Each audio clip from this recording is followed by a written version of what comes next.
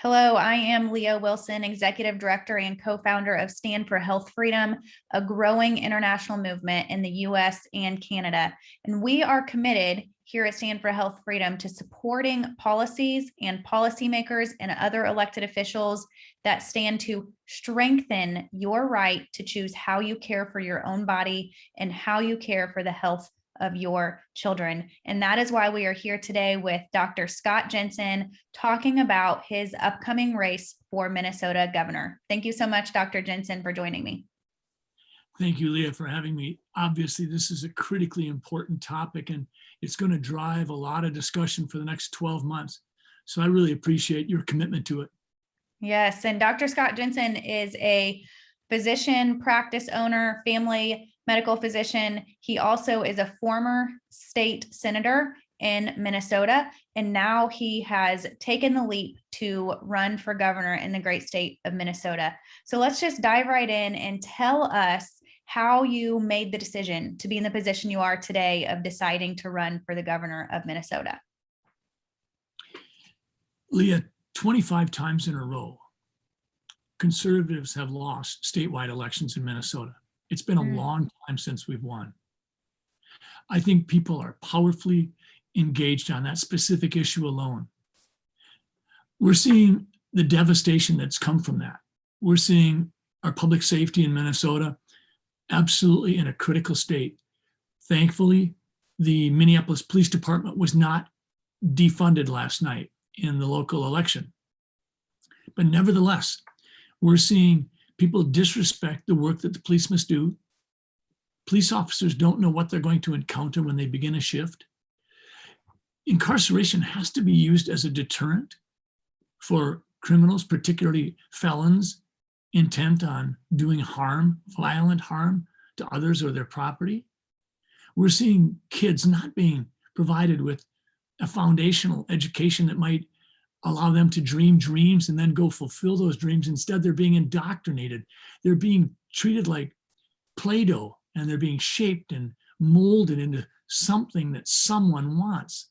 This is so wrong. We need to fund our kids and give them choices, not continue to pander to broken institutions. And at some level, we have to ask ourselves, without integrity of our elections, how can people feel that we have fair, honest, and trustworthy elections? And this is a huge issue. If you put all of those issues together and you intersect them with the notion of health freedom, you really have a critical situation. And that's why 2022 is going to be so powerfully important to each and every American. And I'm talking whether you're on the right or the left side of the political spectrum or in the middle.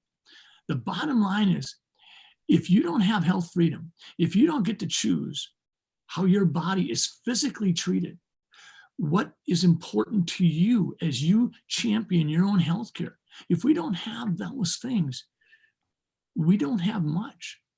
Because at that point in time, we become pawns. We become pawns to a state government that says, we'll decide that. And we can't let that happen.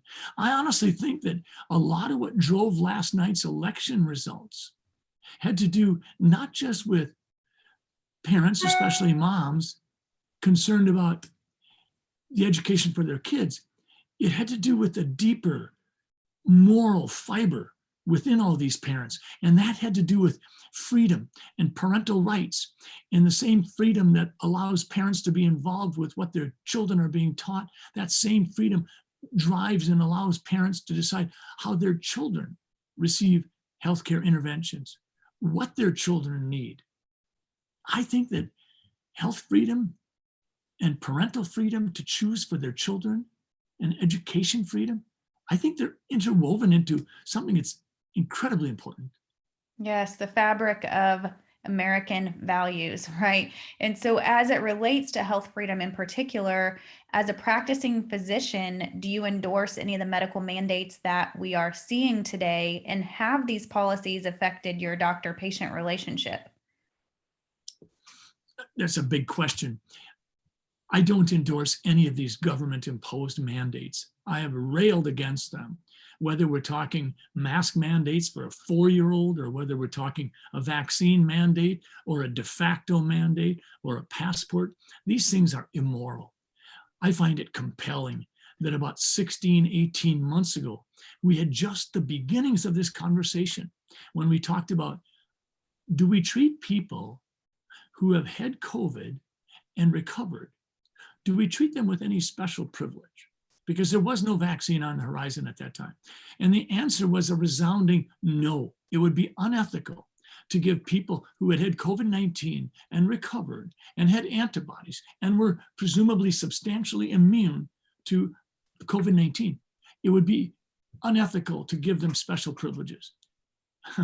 How we have changed. Now, it's absolutely flipped. It blows my mind.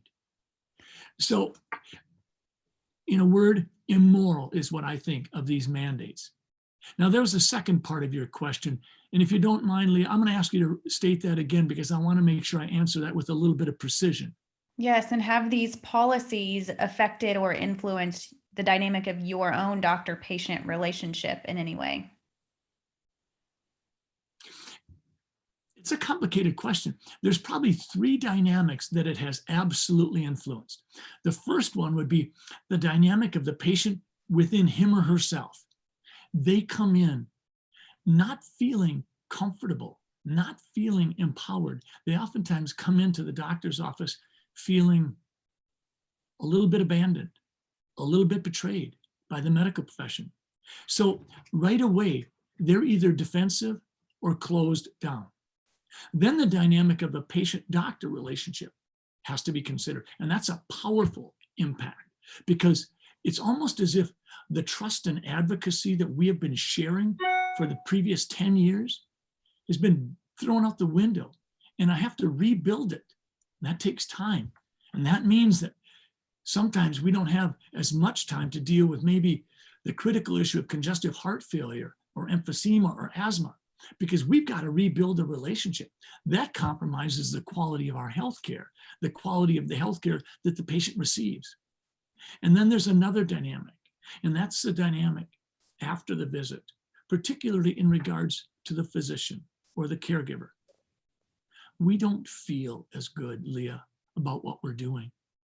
Doctors, in many situations, are retiring early, cutting back on their workload, sometimes considering suicide, sometimes committing suicide, more than ever being on antidepressants. Doctors don't feel as good about what they're doing because the notion of being called to something incredibly important has been undercut. Now, doctors are feeling conflicted internally. At some level, I think a lot of doctors realize they're not serving their patients. They're serving big government or big pharma, maybe big tech. Maybe it's big insurance. Maybe it's their employer who mandates that the patient be plugged into some sort of an algorithm. And that's how we care for patients, not with heart and soul, but with arbitrary algorithms. So I think physicians are more conflicted, and we're certainly as a profession more divided than I've ever seen. These are powerful dynamics that have been fractured that nobody seems to want to talk about. You could say these are collateral damages to a lot of the policies that have been put in place regarding COVID. But regardless of how you characterize it, the fact of the matter is physicians are conflicted, patients are feeling abandoned, and the medical profession is fractured. Wow. Yes, those are a lot of things that you don't think about. And coming from a doctor who has been known to put the patient first and has written at great lengths on this very issue, it means a lot to hear that from you. And in terms of your race for governor, what is your position on the issue of medical mandates as a public policy? I would absolutely prohibit vaccine mandates, therapeutic mandates. But I think I would go further than that. In the process of campaigning to be the next governor, I need to tell Minnesotans, Americans, and people around the globe what has happened to me. When I dared to speak a narrative that was perhaps outside the lines of the conventional legacy media narrative. I thought that people would take me at my words and say, gee, Dr. Jensen's got concerns about how death certificates are being revised in regards to the traditional rules and regulations. I wasn't respected or offered the chance to advise someone how they might change what they had done because I was concerned that the changes were going to contribute to a distortion and a corruption of the value of the data. I was absolutely demonized. I was fact-checked more times than I can count. I went from a respected professor at the medical school and a family doctor of the year to being the most investigated doctor in Minnesota. 5 times now, the Board of Medical Practice has come after my license. And Leah, I don't care how strong anyone is. You can't have this happen to you without feeling absolutely crushed at some level. It's affected my wife, my children. There have been more tears than I want to share. That's what happened. And yet I'm not going to back down. A vaccine mandate is immoral, and parents get to choose for their kids. Yes, and you still show up, and you still even used, before we started the interview, the word invigorated by the opportunity at hand during this, dare I say, wartime. You know, how fractured we are as a nation and the decisions that we are facing that we haven't faced in decades. So we thank you for being a doctor that continues to show up and continues to champion patient first policies and citizen first policies, people first policies. Our advocates are always wondering, so the men and women that take action on the Stand for Health Freedom calls to action and within our movement, is there anything that would cause you as a candidate to switch your issue stance from pro-patient, pro-informed consent to this is what the public health now needs, that we must force something upon an individual? Is there anything that would cause that switch in your stance on the issue? Nothing. The fact of the matter is, I helped several senators and representatives in the Minnesota legislature write a bill that would create Minnesota as a health freedom sanctuary state. We need to do that. I don't think we should have to. I think the protections are already there in the Constitution, but it seems that they must be highlighted. We must redouble our efforts. We saw Dr. Benjamin Rush in the 1770s speak to the need for health freedom amendment. And we saw President Dwight Eisenhower in 1961 make a comment, something to the effect that there may come a day where our public policies are held captive to a scientific and technological elite.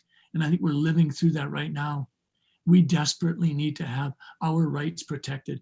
And there is nothing that would cause me to think that big brother government gets to decide how we live our individual lives. I'm going to say it again, Leah. That's immoral. Wow. And I like how you said, we already have these rights. They are grounded in our constitutional liberties. However, at this juncture, when our civil rights, our human rights are being trampled on, they need to be highlighted and reaffirmed. So Minnesota should be thankful to have you cheering for them, fighting for them to become a health freedom sanctuary state. Let's move on to— And Leah, to that point, Leah, if I could just interrupt, I apologize. I would just say Minnesota and all states across the land owe a debt of gratitude to the parents, and especially the moms, the mama bears, for being so powerfully and critically and brilliantly engaged, not just in Virginia, but in Minnesota and many other states. I thank my Creator that these folks have risen up over the last 6 to 12 months, recognizing that critical race theory is racist in and of itself, that it needs to be banned, that it gets in the way of parents being able to do their job. Parents don't sign up to co-parent with the state government. Big brother, get the heck out of our lives. Yes, that's right. Let's hear about your new book that's coming out entitled, What the Heck is Going On? We Are Being Played. because everything I listen to you saying is that you are for transparency, for actual solid science, that you are for informed consent, putting the patient first, and putting the doctor-patient relationship in its proper place also. So tell us about what inspired you to write this book about what the heck is going on. Well, I have been concerned about the role of big pharma, big tech, and big government in the intersection of their three incestuous interests for decades. And I wrote a book 5 years ago called Relationship Matters. And I was concerned then that we're seeing a fracturing of the patient-doctor relationship, and it will lead to no good. Well, now I think COVID has put a bright light on this. And I think I sat back at one point and I said, what the heck is going on? We are being played. We're being played through fear, through an absolute undercutting of informed consent. Informed consent isn't happening. My stars, we're being bullied and forced into doing things that we don't ethically feel we should do. We've had nurses and teachers and healthcare workers who 15 months ago were hailed as heroes, and now they're treated as zeros because they won't violate their core convictions. We are being played. We're having factoids exaggerated. We're seeing accusations thrown out blindly. We're seeing everything done possible to stoke the power of fear. What does that do? That paralyzes people's ability to think independently. It's astonishing, and I think we're all wondering, how could this happen so fast? Never again. We have got to take the lessons from this time, and we have to imprint them, not just on our minds and souls, but on our Constitution in a very real and explicative way. So would that be the goal of your book, is that we never get played like this again, that people know the truth, that they can see exactly how this story played out and step forward in a way that doesn't allow this to happen again? Yes, I think that the goal of the book is, if you're engaging at a 5 level on a scale of 1 to 10, I want you at a 9. If you're engaging at a 9, I want you at a 10. And if you're at a 10, somehow get to 11. But we all need to ramp it up because we are being played. And I'm trying to point out in the book the intrinsic dangers, the intrinsic lies, the untruths, the falsehoods. When you get a big bill that you didn't expect, and you thought you'd been admitted to the hospital, but instead you'd been put into a status observation. That allowed the insurance company and the hospital to potentially interface differently. What that meant is the patient pays more. Perhaps insurance pays less. Perhaps the hospital collects more. This is what's been happening. Patients have been confused and confounded for decades. COVID-19 has done us one small favor, and that's put a bright shining light on the fact that we are being played, and we have to rise up and say, no more. Wow. So the goal is to mobilize people. So we share that goal here at Stand for Health Freedom, is that we not only want to bring information to the masses, but give them something that they can do about it, that they can carry a quality message into every area of their community and make a difference with their own voice. So that's pretty awesome. How can we follow the release of the book, and how can we follow your campaign for governor of Minnesota? Well, thank you, Leah. In terms of the release of the book, I'm almost embarrassed to say that we have been, if you will, slowed down by the fractured supply chains. Right now, the publishing of a book has been elongated by a substantial amount. So we were hoping to have it out by Thanksgiving, but the fact of the matter is it'll probably be out in the first half of 2022. In terms of following our campaign, I'm asking people to go to drscottjensen.com, which is our website. We've made every effort to be as transparent as possible. My wife and I, when we decided to run for governor, said we are going to speak truth to power, regardless of how challenging and frightening that may be. We will resist groupthink. We will be unflinching in the face of ridicule. We will speak for all Minnesotans, and we will trailblaze the issues, because quite frankly, our career politicians in so many situations aren't cutting it. They deflect, and they demonstrate cowardice instead of the courage to run and have a hard courageous, candid conversation with our constituents, with parents. So I would love people to go to drscottjensen.com. If they would like to join in, we have drscottjensen.com/join the fight, and they can join in and be delegates for us. But we are all in. And your word a few moments ago, Leah, is a powerful word. It's not enough just to engage the issue. We have to mobilize. We have to mobilize our energies, and we got to get off the sidelines and get on the field of battle and do some blocking and tackling.